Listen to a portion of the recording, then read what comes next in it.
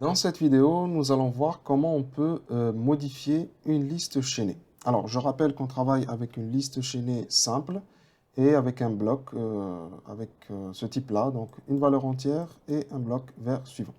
Alors, on va voir plusieurs fonctions de modification, et quand je dis modification, bah, c'est surtout de l'insertion et de la suppression.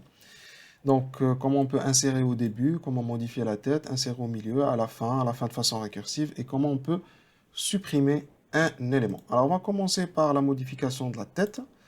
Donc, comment on peut modifier la tête? Ben, on va entrer déjà dans la fonction en lui donnant la tête de la liste qu'on veut modifier et la nouvelle valeur. OK? Alors, liste, nouvel élément égale malloc size of. Alors, je crée un nouveau bloc et dans la valeur de ce nouveau bloc, je vais mettre la nouvelle valeur. Et bien sûr, je dois toujours traiter tous les cas possibles. Donc, un des cas de base, c'est que la liste soit une liste vide. Donc, je vais tester si tête est différent de nul. Donc, si la liste que j'ai en entrée de la fonction n'est pas vide, donc tête n'est pas égale à nul, alors je vais tout simplement dire que nouvel élément flèche suivant sera la tête. D'accord? Donc, dans ce cas-là, nouveau va prendre la place de tête. Et en sortant du if, je vais retourner le nouvel élément. Donc, ce nouvel élément sera la nouvelle tête. OK?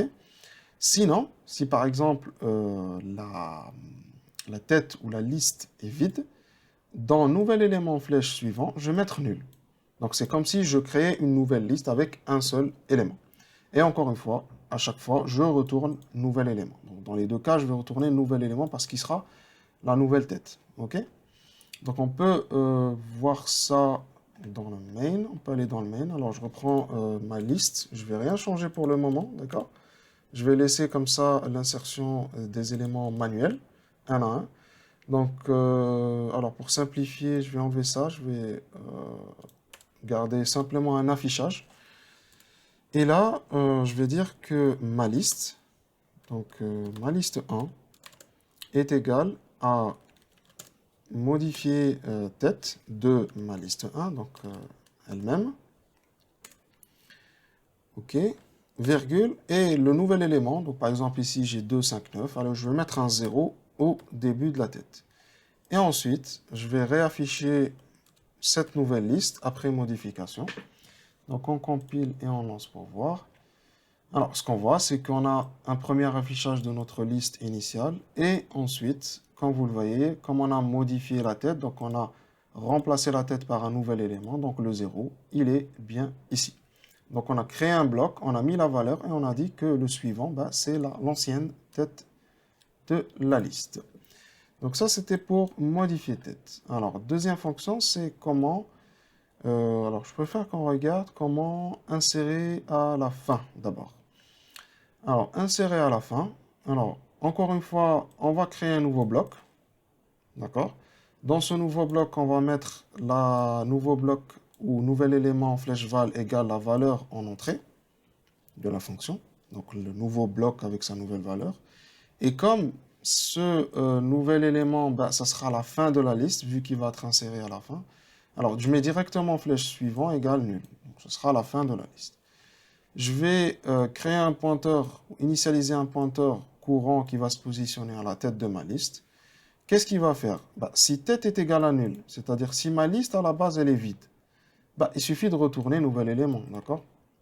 Parce qu'il sera et le premier et le dernier, parce que c'est une liste vide. Par contre, si ce n'est pas une liste vide, alors je vais utiliser courant qui va avancer jusqu'à la fin. Donc tant que courant flèche suivant est différent de nul, courant égale courant flèche suivant. Alors pourquoi je mets courant flèche suivant? Parce que je veux m'arrêter lorsque j'arrive au dernier élément. Je ne veux pas m'arrêter quand j'arrive à nul, au dernier élément. Et comme ça, comme je suis arrêté au dernier élément, il me suffit de faire courant flèche suivant égale nouvel élément. Et de retourner, encore une fois, ma tête. Donc, dans ce cas-là, je vais créer simplement, je vais modifier simplement la liaison du dernier élément. Au lieu qu'il soit égal à nul dans l'ancienne liste, bah, cette fois, il sera égal au nouvel élément. C'est comme ça que j'aurai inséré un élément à la fin. Alors, je reviens à mon main. Donc, j'ai modifié la tête, par exemple, et je vais aussi, je vais mettre ma liste 1 égale insérer fin. Voilà, insérer fin, là, toujours c'est la même liste. Donc elle-même, ma liste 1, virgule, et je vais insérer la valeur 10 à la fin.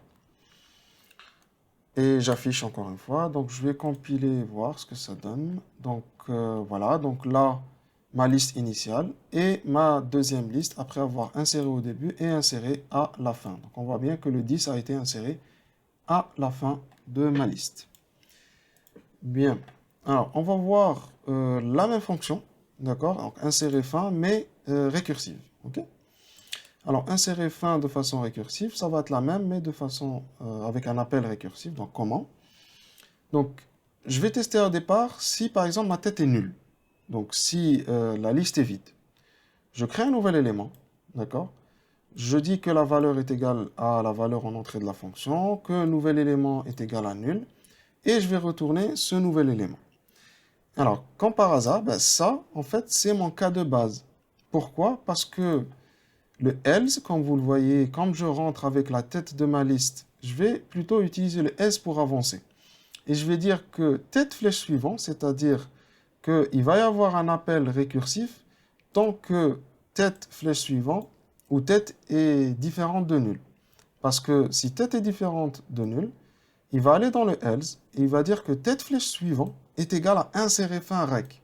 Donc rappeler la même fonction. Donc imaginez, je suis au début de la liste, dans mon premier bloc. Je rentre. Est-ce que tête est égal à nul? Bien sûr que non. Si ma liste n'est pas vide, donc j'ai bien un élément. Donc ce qu'il va faire, il va dire que tête flèche suivant, donc tête flèche suivant sera égal à ce que va retourner cette même fonction. Donc avec ça, je vais avancer, avancer, avancer jusqu'au dernier élément. OK? Et lorsque je vais être au dernier élément, je vais dire que tête flèche suivant est égal à ce que retourne cette fonction. Et comme dans tête flèche suivant, il y a nul, donc parce que je suis au dernier élément, ben dans ce cas-là, dans cette tête flèche suivant, ben ça sera ce qui est exécuté ici. Donc, tout simplement, la création d'un nouveau bloc avec la nouvelle valeur, et le suivant est égal à nul, qui sera retourné. Donc, retourné, lorsqu'il sera retourné, il sera égal à tête flèche suivant. Et une fois que j'ai terminé tous mes appels récursifs, il me suffit de retourner cette tête. OK? Donc, bon, je vous invite, bon, je ne l'ai pas dit avant, mais je vous invite à faire des pauses et à voir le code en détail. Donc, insérer fin rec. Bon, le but est bien sûr le même. Donc, si je mets insérer fin rec et que je recompile, voilà, je me retrouve avec exactement la même chose. Donc, qui est 10 qui est inséré à la fin. Donc, ce qui s'est passé, c'est que je suis entré dans la fonction. J'ai trouvé que tête était différente de nul. Donc, j'ai dit que tête flèche suivant est égal au retour de la fonction. Mais quand il est rentré, il a trouvé que tête était différente de nul. Donc, tête flèche suivant est égal au rappel. Jusqu'à arriver à 9. Donc, jusque là. Alors, lorsque j'ai dit que tête flèche suivant, ici, est égal à ce que retourne la fonction, lorsqu'il est entré dans la fonction, lorsqu'il a rappelé la fonction, ben, comme il a trouvé nul, il a créé un nouvel élément et il l'a affecté à tête flèche suivant de l'appel précédent. Et c'est comme ça que je crée la liaison.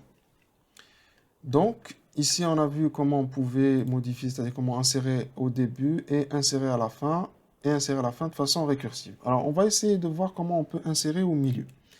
Donc, pour insérer au milieu, on va essayer en fait d'insérer une valeur au bon endroit. Donc, insérer milieu, en fait, c'est une fonction que j'aurais pas dû appeler milieu, parce que c'est pas forcément au milieu, mais c'est plutôt insérer au bon endroit. Donc, ça peut être au début, si c'est une liste vide ou si c'est un élément plus petit que la tête, parce que je considère que ma liste est déjà triée. Et à la fin, si c'est un élément qui est supérieur à la fin de la liste. Et au milieu, entre deux éléments, si toutefois cet élément est compris à l'intérieur de la liste. Alors, on va voir ça ensemble. Donc, lorsqu'on rentre dans la fonction, quel que soit x, on va créer un nouveau bloc. Donc, un nouveau bloc dans lequel, qui sera appelé nouvel élément. Si je veux insérer, encore une fois, cet élément dans une liste vide, donc si tête est égal à nul, tout simplement, je mets ma valeur, je dis que suivant est égal à nul, et je retourne ce nouvel élément. Parce qu'il va être inséré dans une liste vide, donc c'est tout simplement lui-même.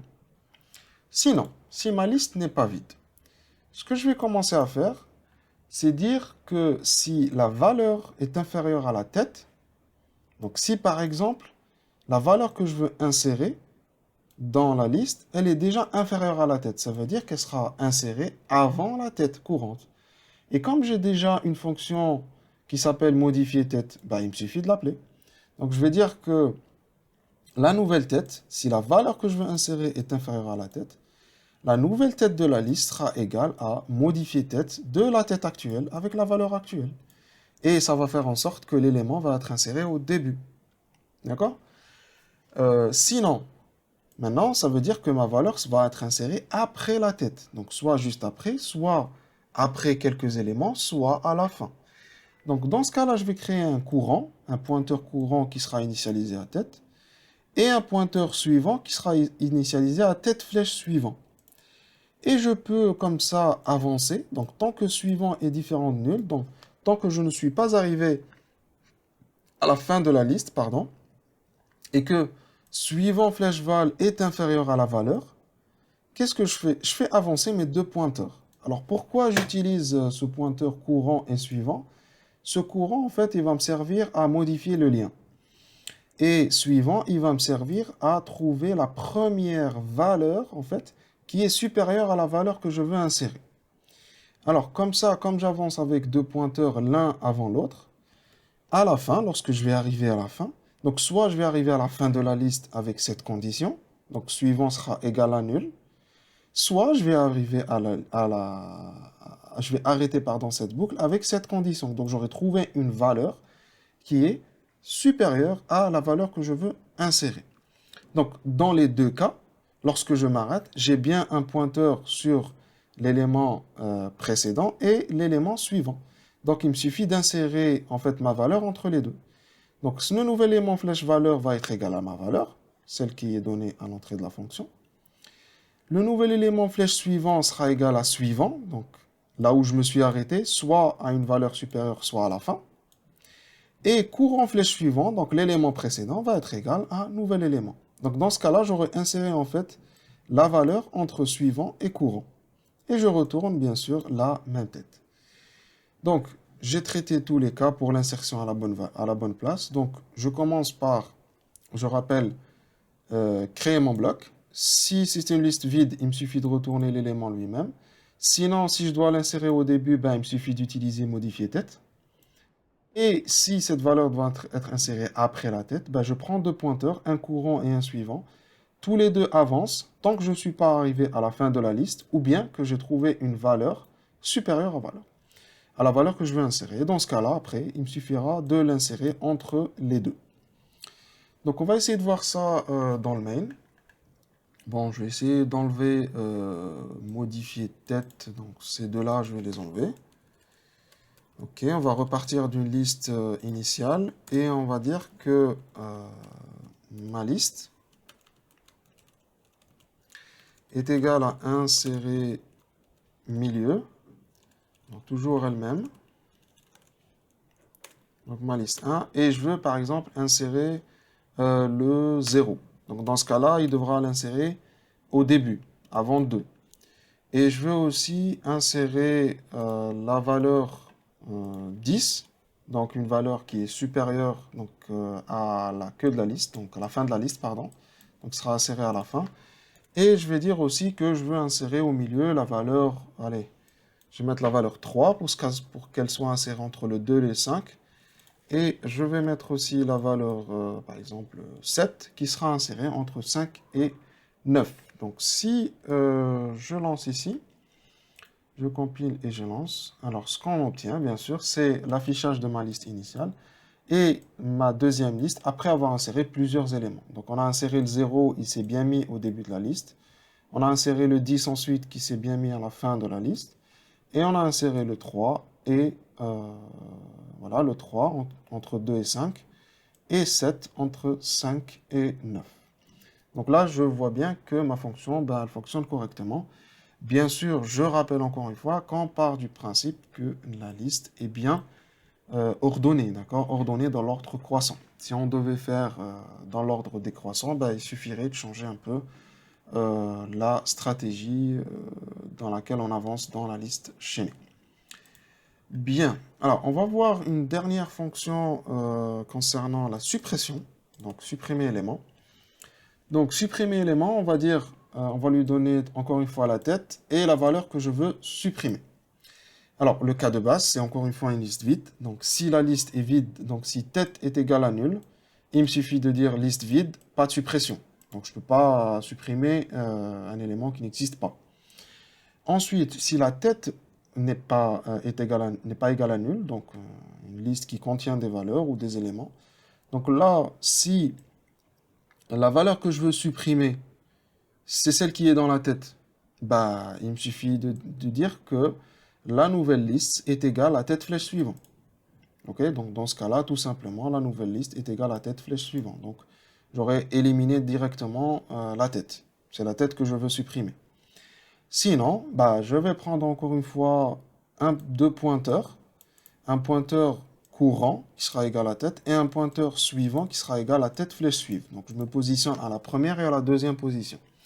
Et je vais encore une fois avancer tant que je ne suis pas arrivé soit à la fin, c'est-à-dire tant que suivant n'est pas égal à nul, et ou notre condition tant que je n'ai pas trouvé la valeur que je veux supprimer.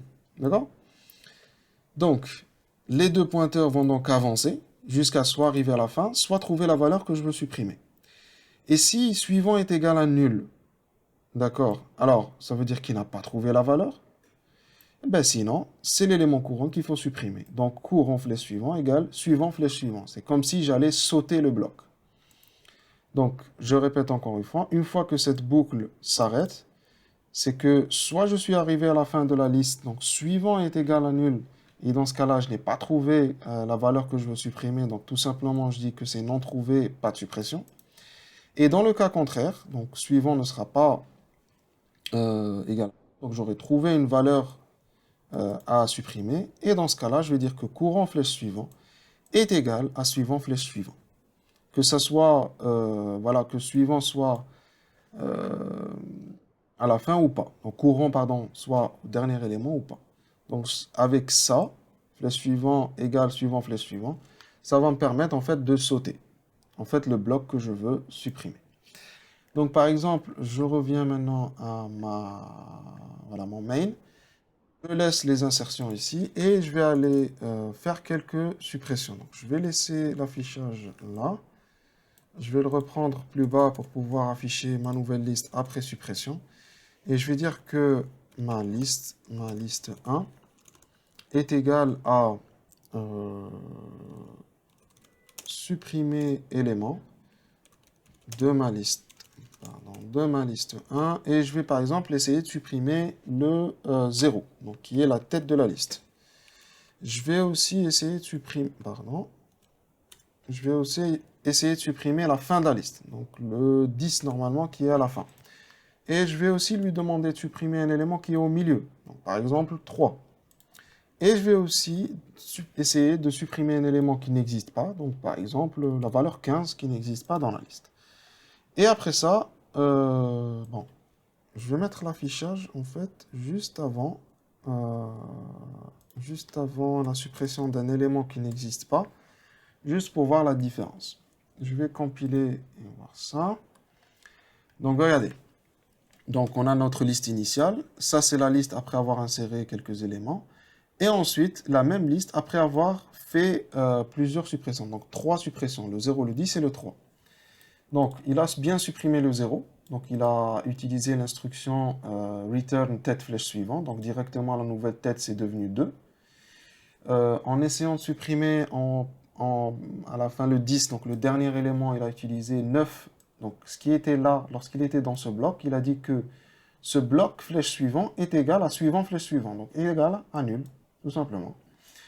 Et j'ai essayé aussi de supprimer un élément au milieu, donc le 3. Donc dès qu'il a trouvé le 3, il a dit que 2, enfin le pointeur qui était courant ici, égale à suivant flèche suivant. Donc la flèche qui pointait vers 3, là, elle va pointer directement vers 5, donc elle va sauter le 3.